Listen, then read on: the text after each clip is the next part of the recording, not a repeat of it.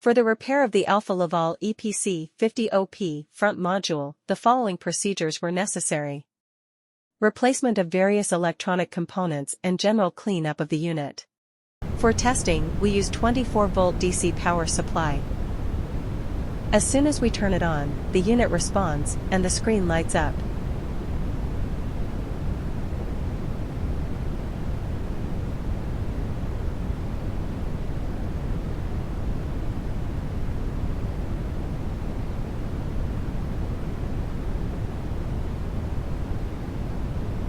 The error message is due to the absence of additional units.